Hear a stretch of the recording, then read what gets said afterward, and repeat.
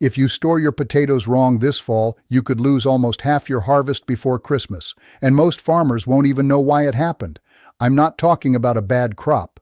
I'm talking about a good crop, a healthy harvest, potatoes you worked all season to grow, turning into a stinking, sprouting, rotten mess sitting right there in your own cellar. And the worst part? By the time you smell it, it's already too late. Stick with me for the next 20-some minutes, because I'm about to walk you through exactly how the Amish store potatoes for up to 8 months. No fridge, no fancy climate control, no electricity at all. And why almost everything you think you know about keeping potatoes fresh is probably working against you. By the end of this video, you'll know the exact temperature range that keeps potatoes from sprouting, the one harvesting mistake that ruins storage life before the potato even hits the bin, and a trick involving straw that most modern farmers have completely forgotten about. And I'll tell you right now, one of these mistakes is one I made myself, and it cost me an entire bag of potatoes and a very confused standoff with a mouse. We'll get there. If this is your first time here, hit subscribe now, because we're about to get into some old school knowledge that your grandfather's grandfather probably knew by heart, and it still works better than anything you'll find in a store-bought root cellar kit. Let's start with the myth, because I used to believe it too. You probably think potatoes are basically bulletproof. Throw them in a bag, toss the bag in a cupboard, forget about it for a month, and they'll still be fine, right? That's what I thought. I figured potatoes were the canned soup of the vegetable world. Indestructible, no expiration date, no worries. I was wrong. Dead wrong. Here's the truth nobody tells you. Potatoes are almost 80% water. That's why they turn to mush so fast when they're handled wrong. But here's the flip side of that same fact. When you store them the right way, that same watery, humble little tuber can last up to 8 months without losing flavor or nutrition. 8 months. Try keeping a bag of cereal fresh that long. So, what's the difference between a potato that turns into compost in 2 weeks and one that's still firm and delicious next spring? It comes down to a handful of decisions you make, most of them before the potato ever sees the inside of your storage room. And the Amish have had this figured out for generations without a single power outlet. But here's where most farmers go wrong, and it starts before harvest even ends. Before we get into the storage side of things, I want to back up for a second and talk about why this even matters so much. Because it's easy to hear potato storage tips and think, okay, fine, that's a nice to know. It's not. If you're growing your own food, or even just trying to stretch your grocery budget through a long winter, storage isn't a bonus skill. It's the skill. You can have the best growing season of your life, perfect soil, perfect weather, a harvest that makes your neighbors jealous, and still end up with nothing to show for it come February if you don't know how to keep it. A lot of farmers pour everything into the growing season and treat storage as an afterthought. That right there is the expensive mistake nobody warns you about. The harvest isn't the finish line. Storage is. And that's exactly why the Amish approach is worth paying attention to. It's not trendy. It's not going to show up in a slick advertisement, but it's been tested for generations in real conditions with real consequences if it failed. No do-overs, no running to the store for a backup bag of potatoes. If the storage system didn't work, families went hungry. That's the kind of pressure that perfects a method. So when I say the Amish do it this way, understand that this isn't tradition for tradition's sake. It's tradition because it's been proven over and over in the highest stakes classroom there is. Let's talk about timing, because timing is where I personally got humbled. I once pulled potatoes out of the ground way too early. I was excited. First real harvest. Felt like a proper farmer. Went digging with my hands like I was uncovering buried treasure. What I found instead were potatoes about the size of marbles. Maybe golf balls if I was lucky. Cute, sure. Useless for storage. Here's why. Potatoes only reach their full storage potential once the vines above ground have completely died back. Brown, dry, shriveled. That's not a sign your plant failed. That's the signal. That's the potato underground finishing the job, thickening its skin like it's putting on armor. And that skin is everything. It's the barrier between your potato and rot. between your potato and moisture loss, between your potato and every hungry pest in a 5-mile radius. Pull too early, and you get thin-skinned potatoes that shrivel up within weeks like they got one taste of freedom and decided storage life wasn't for them. One study found potatoes harvested at the right maturity were up to 50% more likely to store successfully. 50%. That's not a small margin. That's the difference between feeding your family through winter and running back to the grocery store in November. So if you're the kind of farmer who gets impatient watching those vines die back, trust me, I get it. But that patience is doing more for your storage life than anything you'll do afterward. Think about where potatoes actually come from for a second. These aren't some fragile hothouse crop. Potatoes trace back to the Andes Mountains, where their wild relatives still grow in cold, rocky, unforgiving soil, toughened up by nature with zero human help. That hardiness is baked into the plant. It's why potatoes have fed entire civilizations through wars, famines, and brutal winters without a single refrigerator involved. The plant already knows how to survive. Your job isn't to fight that instinct, it's to get out of the way and let the potato finish doing what it's naturally built to do, which means giving it the full growing season it's asking for instead of cutting it short. And here's a question worth sitting with. How many of you have pulled potatoes early just because you were excited, or because you needed the garden bed for something else, or because you just assumed bigger was better and figured you'd check? I did all three of those in my first year. Every single one of those reasons felt justified in the moment. None of them were worth the storage life I lost. If there's one thing I'd tell a brand new grower before anything else on this list, it's this. Mark your calendar, watch those vines, and don't touch the ground until they've given up completely. It feels like doing nothing. It's actually doing the most important thing. Now here's where it gets interesting, because even if you time the harvest perfectly, you can still ruin everything in the next 30 seconds. I'm talking about how you handle the potato coming out of the ground. Most of us treat potatoes like a sack of laundry, toss them in a bucket, dump the bucket in a bag, drag the bag across the yard. The Amish don't do that. They treat every single potato like it's a fragile antique. And there's a reason. Bruising is a silent killer. You won't see it right away.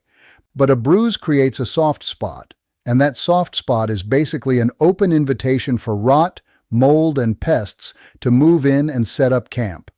That's why a lot of Amish growers use something called a potato fork instead of a standard shovel. Leo. Wider, flatter tines that scoop the potato out of the ground without stabbing or bruising it. Then each potato gets checked by hand, cradled, not dropped, not tossed, placed into storage like it actually matters, because it does. Here's a strange thought experiment for you. Most of us treat our phones better than our food. Drop your phone, and you're panicking about the screen. Drop a 50-pound bag of potatoes on the ground? Hey, no big deal. But which one is actually going to feed you this winter? I started handling my potatoes the way I handle a phone I can't afford to replace, and the difference in storage life was honestly kind of shocking. Small effort, massive payoff. And here's the part that really stuck with me. It's not just about the moment of harvest. It's every single touch point after that too. Carrying the crate to the truck, loading the truck, unloading at the storage building, sorting them into bins. Every one of those moments is another chance for a bruise you won't even notice until 3 weeks later when a soft brown spot shows up and takes the potatoes around it down with it. One bad bruise doesn't just ruin one potato. Left in a bin with others, it becomes the starting point for rot that spreads to everything touching it. That's the part that catches people off guard. You don't lose one potato, you lose a whole section of your storage bin, because nobody caught the bruise in time. So before it goes into long-term storage, take the extra few minutes to actually look at what you're storing. Sort out anything with visible damage, cuts, or soft spots, and either use those first or toss them. Don't let one bad apple, or in this case, one bad potato, take the rest down with it. But gentle handling alone isn't enough. There's a step almost nobody does anymore, and it's the step that separates potatoes that last 8 months from potatoes that last 8 days. It's called curing.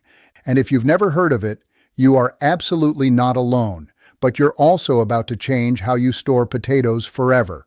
Curing means letting freshly dug potatoes sit for about a week in a warm, dry spot with decent airflow, a shed, a barn, somewhere out of direct sun. That week does something remarkable. It toughens the skin, seals in moisture, and builds up the potato's natural defenses against mold and rot before it ever goes into long-term storage. Basically, you're letting the potato suit up in armor before sending it into battle. Skip this step, like most of us do, and you're tossing freshly dug, soft-skinned potatoes straight into a cupboard or a bin, and then acting shocked a week later when they're sprouting or turning soft. The Amish never skip this. It costs them nothing but a little patience, and it might be the single most overlooked trick in this entire video. Here's a mistake I want to warn you about specifically, because it's the exact one I made the first time I tried curing potatoes. I figured if warmth and dry air help toughen the skin, then a sunny windowsill should be perfect, right? Warm, dry, bright. What could go wrong? What went wrong is that I skipped straight past the one rule that matters more than warmth or dryness combined, which is darkness. My curing potatoes started greening and sprouting before the curing period was even over, because I'd basically given them a green light, pun fully intended, to start growing again. So if you take one thing from this section, let it be this: cure in a warm, dry, airy spot that is still out of direct light. A shaded corner of a barn, a covered porch, a shed with the door cracked for airflow. Warmth and darkness together, not warmth and sunlight. That one adjustment alone would have saved me an entire batch. Now, you've harvested at the right time, you've handled them gently, you've cured them properly. You'd think you're in the clear. You are not. Because now comes the part that determines whether your potatoes make it to spring or turn your storage room into a horror movie. I want you to think about the worst smell you've ever opened a cabinet to. For me, it was potatoes I stored under my kitchen sink, thinking that little cubby would keep them cozy. A couple weeks later, I opened that cabinet and got hit with a stench that nearly knocked me over, along with a handful of greenish, sprouting lumps that used to resemble food. That's what happens when you get the environment wrong. And the environment comes down to three things: temperature, light, and airflow. Get any one of these wrong, and everything else you did right stops mattering. Let's start with temperature, because this is the one that trips up almost everyone. The Amish store potatoes in root cellars, and I used to picture a root cellar as something straight out of a horror film, some dark hole in the ground where anything could be lurking. Turns out it's actually one of the smartest, simplest storage systems ever invented. No electricity, no moving parts, just dirt doing what dirt has done since the Middle Ages. Root cellars work because the earth itself acts like a natural thermostat, holding a steady temperature between 45 and 55 degrees Fahrenheit. That range is the sweet spot. Go warmer and your potatoes start sprouting, or worse, rotting outright. Go colder and something weirder happens. The starches inside the potato convert to sugar, giving you potatoes with an off, unnaturally sweet taste. Nobody wants a sweet potato that isn't supposed to be a sweet potato. And here's the kicker: this isn't some fragile, high-maintenance system you need to babysit. Root cellars have been keeping food fresh through famines, wars, and the entire invention of the modern refrigerator, all without a single gadget upgrade. If your storage space runs warmer or colder than that 45 to 55 range, that alone could be the reason your potatoes aren't lasting. Now, I know not everyone watching this has an actual dugout root cellar sitting on their property. Maybe you've got a basement, a garage corner, an insulated shed, or even a crawl space under the house. Here's the good news: you don't need a historic stone cellar to pull this off. What you need is to understand the principle behind it and then find the closest thing to it on your own property. Look for the coolest, most stable part of your home or outbuildings, usually somewhere partially underground, north-facing, or insulated from outside temperature swings. A north wall of an unheated basement, a buried section of a barn, even a well-insulated corner of a garage in a moderate climate can work if you monitor it. The goal isn't to recreate a museum piece. The goal is to recreate the conditions, steady, cool temperature, darkness, and airflow, using whatever structure you've already got. And don't guess on the temperature. Get an actual cheap thermometer in there and check it over a few days before you commit your whole harvest to that spot. I can't tell you how many farmers assume their basement is cool enough and never actually verify it, only to find out 3 months later their potatoes have been sitting at 65 degrees the entire time, quietly sprouting away in the dark. A $5 thermometer could have told them that in day one. Now let's talk about the enemy hiding in plain sight. Light. I learned this one the hard way too. I once left a bag of potatoes on a sunny windowsill because, hey, sunlight's good for everything, right? Wrong. Within days, I had sprouts shooting out like something from a sci-fi movie, and the skins were turning a strange greenish color. That green color is not just ugly, it's a warning sign. It means the potato is developing a compound called solanine, which is bitter tasting and can be mildly toxic in large amounts. Even a small amount of light exposure is enough to trigger sprouting and greening. And once a potato sprouts, it starts losing moisture fast, which means shriveling, which means bitterness, which means that potato is basically done. The Amish solution is almost insultingly simple. Total darkness. No windowsills, no sunny corners, no, it'll be fine for a few days. Complete darkness, full stop. It's not exciting, but it works, and it's the reason their potatoes stay firm and fresh for months, while the rest of us are out here accidentally growing science experiments in our kitchens. So, you've got the temperature right, you've got the darkness right, you might think you're finally done, but there's one more factor that quietly wrecks more potato harvests than almost anything else, and it's the one most people overcorrect on in exactly the wrong direction. Moisture and airflow. Here's a little experiment, and I mean this as a warning, not a suggestion. Leave a bag of potatoes sealed in a dark cabinet for a few weeks without opening it. When you finally do, you'll likely be greeted by a sour, musty smell, and if you're really lucky, a damp, spongy mess that used to be food. I learned this after forgetting a bag in my own pantry. Mold doesn't wait for an invitation. The mistake here is thinking potatoes need to be sealed up tight to stay fresh. They don't. What they need is airflow. Potatoes actually store best at a humidity level between 85 and 95%, moist enough that they don't shrivel and dry out, but with enough air movement that moisture doesn't turn into a breeding ground for mold. The Amish don't use fans or dehumidifiers to manage this. They rely on natural ventilation, fresh air moving through the storage space on its own. It sounds almost too simple to work, but that airflow is exactly what keeps mold from ever getting a foothold, even in a humid, dark cellar. We've become so used to plugging in a gadget for every little problem that just crack a vent open feels old-fashioned. But old-fashioned is exactly what's kept root cellars working for centuries. Now, even with all of that dialed in, perfect timing, gentle handling, curing, the right temperature, total darkness, good airflow, there's still one more threat waiting for your potatoes, and it doesn't care about any of the rules you just followed. Pests.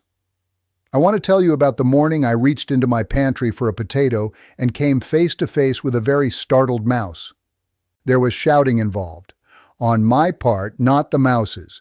The mouse was completely calm about the whole thing, probably because it had already been snacking on my best spuds for who knows how long. The Amish rarely deal with this problem, and it's not because they're spraying chemicals everywhere, it's because they line their storage bins with straw. That straw does double duty. It creates a physical barrier that makes it harder for insects to move in and set up shop, and it soaks up excess moisture, which makes the whole environment less inviting for pests that love damp conditions in the first place. No traps, no sprays, no professional pest control bill, just straw, common sense, and an understanding of what nature already provides. It's the kind of solution that makes you sit back and go, "Why didn't I think of that?" If you're finding this useful so far, now's a good time to hit that like button. It genuinely helps this kind of practical, no-nonsense farming content reach more people who need it instead of getting buried under flashy gadget reviews. There's one more layer to the pest issue that's worth mentioning, because straw isn't the only trick in the book. Some Amish growers also rely on companion herbs, like mint, tucked around the edges of a storage bin, since the strong scent tends to discourage rodents from getting comfortable. It's not a guarantee. Nothing fully rodent-proofs a storage space. But every layer of deterrence you add makes your potatoes a little less appealing than the easier target next door. And speaking of easier targets, a clean storage area matters more than people give it credit for. Old, decaying plant matter, spilled grain, forgotten scraps, all of that is basically a welcome mat for the exact pests you're trying to avoid. A tidy space isn't just about looking nice. It's removing every reason for something hungry to wander in and discover your potatoes while it's in there. Now here's one last thing, and it's the part almost every guide leaves out entirely. Storage isn't a set-it-and-forget-it situation, even when you've done everything right. The Amish don't just tuck potatoes away in October and walk off until spring. They check on that storage space regularly. Once a rotten potato starts breaking down, it releases moisture and gas that can speed up decay and everything around it. One bad apple really does spoil the barrel, and with potatoes, it happens faster than you'd expect. Walking through your storage every couple of weeks, pulling out anything that's gone soft, moldy, or mushy, is a small habit that protects everything else sitting next to it. It takes 5 minutes. Skipping it can cost you an entire bin. And if you do find a soft or sprouting potato in there, don't panic and assume the whole batch is doomed. Pull the bad one, check its immediate neighbors closely, and if they're firm and clean, they're almost certainly fine. This is exactly why airflow matters so much. Good ventilation keeps a single problem potato from turning into a chain reaction across your whole storage bin. So let's bring this all together, because I know that's a lot of information, and I don't want you walking away from this video overwhelmed instead of empowered. Harvest only after the vines have fully died back. Don't rush it, no matter how excited you are. Handle every potato gently, like it's something valuable, because it is. Cure them for about a week in a warm, dry, airy spot before long-term storage.